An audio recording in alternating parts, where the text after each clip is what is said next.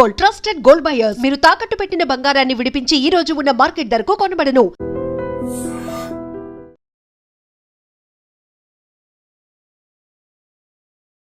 Welcome to I dream media. So బీరకాయ అండి, దీనిలో చాలా రకాల ఆరోగ్య లాభాలు ఉన్నాయన్న సంగతి మనందరికీ తెలిసిందే. జనరల్గా కర్రీలాగా చేసి తీసుకుంటూ ఉంటాం. అయితే వెజిటబుల్ థెరపీలో దీన్ని జ్యూస్ తయారు చేసి తీసుకుంటే కనుక చాలా రకాల అనారోగ్య సమస్యలకు చెక్ పెడుతుందని చెప్తూ ఉంటారు. మరి బీరకాయ జ్యూస్కి కావాల్సిన ఇంగ్రీడియంట్స్ ఏంటి, తయారీ విధానం ఏంటి, సో ఎప్పుడు తీసుకోవాల్సి ఉంటుంది, ఎటువంటి అనారోగ్య సమస్యలకు చెక్ పెడుతుంది, వివరాలు తెలుసుకుందాం. ఈరోజు మనతో పాటు ఉన్నారు ప్రముఖ vegetable therapist and sun spiritual society founder Vikramaditya Guruji గారు. గురూజీ నమస్తే అండి. సూర్యోస్మితలి గురువు గారు, సో వెజిటబుల్ థెరపీలో చాలా రకాల వెజిటబుల్స్ గురించి చెప్తూ ఉంటారు. అయితే వాటిని జ్యూస్ తయారు చేసి తీసుకుంటే కనుక కొన్ని రకాల అనారోగ్య సమస్యలకి ఇట్టే చెక్ పెట్టవచ్చని, అంతేకాదు పోషకాలు కూడా డైరెక్ట్గా అందుతాయని. సో ఈ బీరకాయ గురించి చాలా చెప్తారు, షుగర్ తగ్గిస్తుంది ఇది అని. సో బీరకాయ జ్యూస్ తయారీకి కావాల్సిన పదార్థాలు ఏంటి, దీన్ని ఎవరు తీసుకోవాలి, ఏ టైంలో తీసుకోవాలి, ఎటువంటి అనారోగ్య సమస్యలకు చెక్ పెడుతుంది ఇది? దౌర్భాగ్యం ఏంటంటే రోగం వచ్చిన తర్వాత పదార్థాల గురించి ఆలోచించడం మొదలుపెట్టాం. అవును, అంటే ఇవేమీ లేని టైంలో, అంటే ఇప్పుడు ఇది బీరకాయ, దీనికి ఉన్నటువంటి లక్షణాలు ఎవరు గమనించారు? మన పూర్వీకులు ఎవరో జనరేషన్ మొదలై అంటే చాలా రకాల వెజిటేబుల్స్ ఉన్న కొన్ని సందర్భాల్లో ఇవే తినాలి అని మనకి వాడుకలో పెట్టేసి వాళ్ళు చెప్పడం జరిగింది. ఇప్పుడు మీరు చూడండి, సహజంగా ఏదన్నా ట్రీట్మెంట్కి వెళ్ళొచ్చాం, సర్జరీ అయింది, ఇంటికి వచ్చిన తర్వాత పెట్టే వాటిలో ఫస్ట్ ప్రధానంగా ఉండే వాటిలో బీరకాయ వేపుడు, దొండకాయ వేపుడు, బెండకాయ, అంటే గానుగు నూనెతో లైట్గా తాలింపు పెట్టి వేపినటువంటి ఇవే వాడతాం. అంటే తేలికగా జీర్ణం అవ్వడంతో పాటు మనకి మన శరీరంలో ఉన్నటువంటి హీలింగ్ కెపాసిటీని, రోగ నిరోధక వ్యవస్థను మెరుగుపరుచుకోవటానికి, రోగ నిరోధక వ్యవస్థను అధిగమించి మందులా పనిచేది ఇది. మన శరీరంలో ఏదైతే ఇమ్యూనిటీ సిస్టమ్ ఉందో వాటిని ఇంప్రూవ్ చేస్తాయి. మనం ఏది కూడా బయట నుంచి ఆర్టిఫిషియల్గా లేకపోతే సప్లిమెంట్స్గా ఏది ఇవ్వం. దాని ఏది కూడా బాడీ యాక్సెప్ట్ చేయదు, ఒప్పుకోదు అసలు. కెమికల్ రూపంలో మనం ఇచ్చేవన్నీ యాంటీబయాటిక్స్. ఇందులో అద్భుతమైనటువంటి యాంటీబయాటిక్, వ్యాధి నిరోధక ఇమ్యూనిటీ సిస్టమ్ ఉంది. ఇది మనకి కెటబాలిజాన్ని ఇంప్రూవ్ చేస్తుంది. మన శరీరం 5 తత్వాల మీద ఆధారపడి ఉందని శాస్త్రం చెప్తుంది. అవేంటి? Air, fire, water, earth, space. ఇవి 5. ఇందులో ఇది వాటర్ ఎలిమెంట్. సహజంగా అంటే దీనికి మనం ప్రధానంగా మాట్లాడుకునేది బీరకాయని. ఇప్పుడు అంటే మన వెజిటబుల్ థెరపీ నేను వీడియోస్ మొదలుపెట్టినప్పటి నుంచి షుగర్కి బీరకాయ పనిచేస్తుంది అనేది బాగా ఎక్కువగా వెళ్ళింది. ఇది అంటే ఒక షుగర్కే కాకుండా మనకి నిగూఢమైనటువంటి జ్యోతిష్ శాస్త్రాన్ని కూడా మిళితం చేసి మాట్లాడుతూ ఉంటారు. ఇది అష్టమ స్థానం, వృశ్చిక రాశికి సంబంధించింది. వృశ్చికము మనకి మేషంలో ఉంటుంది. కుజుడు అంటే 2 రాశులకి కుజుడు అధిపతి. 1 మేషానికి, 2 వృశ్చికానికి. ఈ 2 కూడా కారకుడు కుజుడు అధిపతి. కుజుడు రక్తానికి కారకుడు అని చెప్తారు. అలాగే అగ్నికి, అక్కడ మేషంలో ఫైర్లా ఉంటే అదే కుజుడు ఇక్కడ వృశ్చికానికి వస్తువులకు వాటర్ ఎలిమెంట్లో. అంటే ఇవి 2 అంటే మన శరీరంలో వాతం పెరగడం వల్ల షుగర్ వస్తుంది, అరుగుదల పాడైపోవడం వల్ల షుగర్ వస్తుంది. షుగర్ ఎందుకు వస్తుంది అంటే మీరు ఏం చెప్తారు? ఆధునిక వైద్య విధానంలో లైఫ్ స్టైల్ డిజార్డర్, జెనెటికల్, ఇవే చెప్తారు. అంతకు మించి మనం ఏమీ మాట్లాడు. ఇక్కడ vegetable therapy, Vedic vegetable therapy ఏం చెప్తుంది అంటే మన శరీరంలో రక్తం కలుషితం అయిపోయింది, ఇంప్యూరిటీ ఆఫ్. ఆయుర్వేద వైద్యం ఏం చెప్పుద్ది? వాతం, పిత్తం, కఫం, 3 దోషాల మీద ఆధారపడి. అంటే ఇది వాత సంబంధమైనటువంటి దోషంగా మనం తీసుకున్నాం. మన శరీరంలో వాటర్ పాడైపోయింది, దీన్ని బాగు చేసుకోవాలి. అంటే నీళ్లు మురికిగా ఉన్నాయి, దాంట్లో ఇంకా జీవం ఏముంటుంది, దాన్ని మనం ఉపయోగించుకోవడానికి వాడుకోలేం కదా. అప్పుడు దాన్ని ఏం చేస్తాం? ఫిల్టర్ చేయాలి. అంటే ఫిల్టర్ డైరెక్ట్గా మనం ఏదో ఒక క్లాత్లో వడకట్టి తీసుకుంటామా? ఎండ బాగా కాయడం ద్వారా, అంటే ఫైర్ బాగా రావడం వల్ల ఎండి ఆ వాటర్ ఆవిరై పైకి వెళ్ళి మళ్ళీ వర్షంగా పడితే తీసుకుంటున్నాం. మురుకు గుంట్లో నీటిని డైరెక్ట్గా వాడట్లే. అంటే ఎంత ప్రాసెస్ జరిగింది, ప్రకృతి ఎంత సహజంగా ఇస్తుంది. అంటే మన శరీరంలో పాడైపోయిన నీటిని కూడా ఉష్ణం, అగ్ని మండించడం ద్వారా ఫిల్టర్ చేసి రోగాన్ని తగ్గించడానికి వాటర్ ఉపయోగపడుతుంది. ఇది మనకి డయాబెటీస్ ఆ రకంగా ఉపయోగపడుతుంది. రక్తం కలుషితం అయిపోవడం వల్లే రోగాలు వస్తాయి. మనం వాతం, పిత్తం, కఫం గురించి మాట్లాడుకున్నాం. రక్తంలో ఉండవలసిన qualities, quality of blood, quantity of blood, purity of blood. Quality అంటే ఏంటి? రక్తంలో ఏముండాలి? విటమిన్స్, మినరల్స్, పోషకాలన్నీ ఉండాలి. ఇంకా క్వాంటిటీ, నేను చేస్తున్న పనికి నా వయసుకి నాకు రక్తం ఎంత ఉండాలి అనేది క్వాంటిటీ. ఇక ప్యూరిటీ అంటే టాక్సిన్స్, మనం తీసుకుంటున్నటువంటి వ్యర్థ పదార్థాలు దాంట్లో ఏమున్నాయి, ఇవి మూడిట్ల మీద ఆధారపడి ఉంటుంది.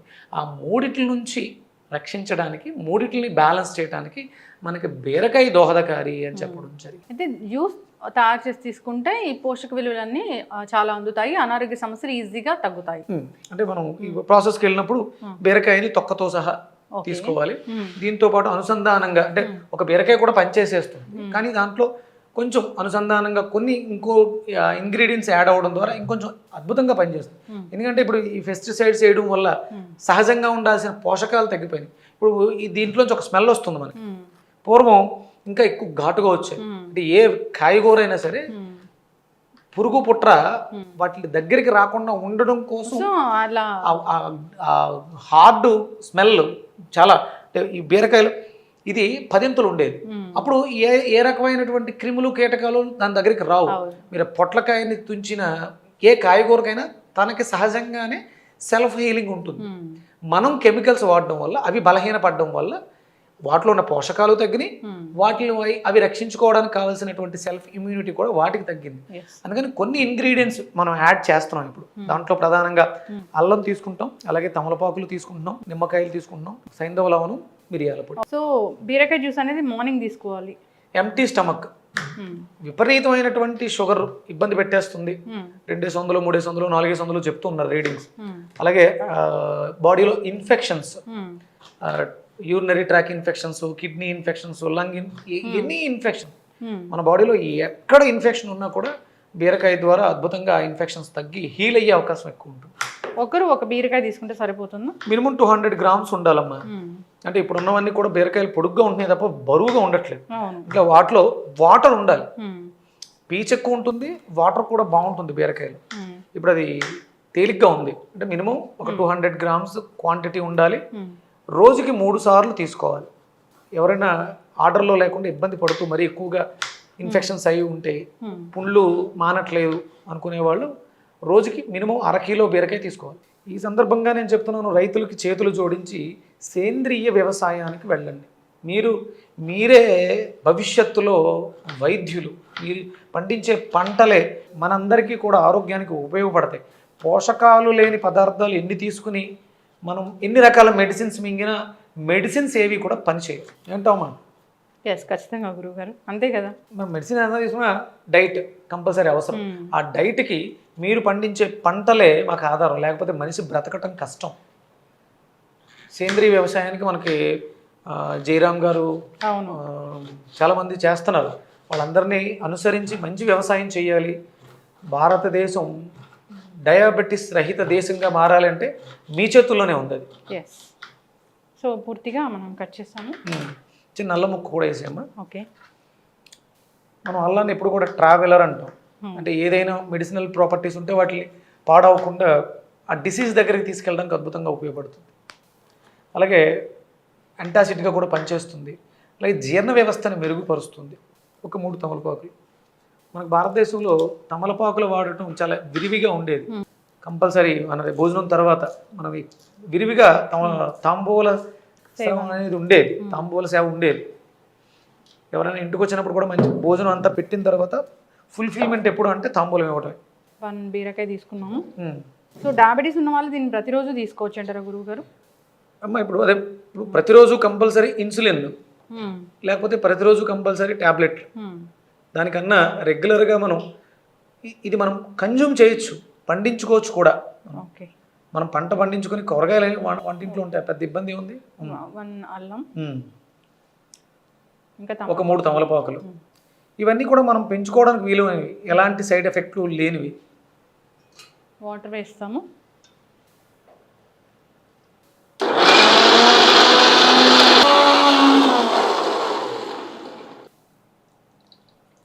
చాలామంది చెప్తూ ఉంటారు అంటే జ్యూసెస్ తీసుకోకూడదు, అవి తినడం వల్లే ప్రయోజనాలు ఎక్కువ ఉంటాయి. ఇప్పుడు మనం అనారోగ్య సమస్యతో డిజార్డర్తో బాధపడుతున్నాం, లోపల డైజెషన్ సిస్టమ్ అనేది యాక్టివ్గా లేదు. అందులోంచి కోలుకోవడానికి మనం జ్యూస్ ఫామ్లో తీసుకోవడం ద్వారా దాంట్లో ఉన్నటువంటి పోషకాలని పొందగలుగుతాం. పోషకాలు వచ్చి బలం వచ్చిన తర్వాత ఆటోమేటిక్గా మన పనులు మనం చేసుకోగలుగుతాం. వెజిటబుల్ థెరపీ అనే దానికి ప్రామాణికత ఉంది. ఇవేవి కూడా ఔషధాలు కాదు. ఔషధాలు శరీరం తయారు చేసుకోవడానికి కావలసినటువంటి పోషక విలువలు కలిగినటువంటి పదార్థం, ఫుడ్. దీనివల్ల ఎలాంటి సైడ్ ఎఫెక్ట్స్ ఉండవు. ఒకవేళ ఏదైనా ప్రాబ్లం అనుకుంటే మనకి రైతులు వాడేటువంటి పైన పిచికారీ చేసేటువంటి కెమికల్స్ వల్ల వస్తుంది. దాన్ని మనం శుభ్రం చేసుకోవడం ద్వారా, ఉప్పు నీళ్ళతో కడగడం ద్వారా, చింతపండు నీళ్ళతో కడగడం ద్వారా, వెనిగర్లో కడగడం ద్వారా ఆ సైడ్ ఎఫెక్ట్స్, ఆ చిన్న చిన్న లోపాలని మనం సవరించుకోవచ్చు. ప్రధానంగా మన శరీరంలో రక్తం అనేది చెడిపోతేనే షుగర్ వస్తుంది. ప్యాంక్రియాస్ అనేది పని చేయట్లేదు సరిగ్గా, తన వ్యవస్థని తను వర్క్ చేయట్లేదు. సైంధవ లవణం, మిరియాల పొడి, సైంధవ లవణం వేస్తున్నాం, మిరియాల పొడి, రుచికి సరిపడా లెమన్, ఉప్పు, కారం, పులుపు, వగరు, కొంచెం చేదుగా కూడా ఉంటుంది బీరకాయ.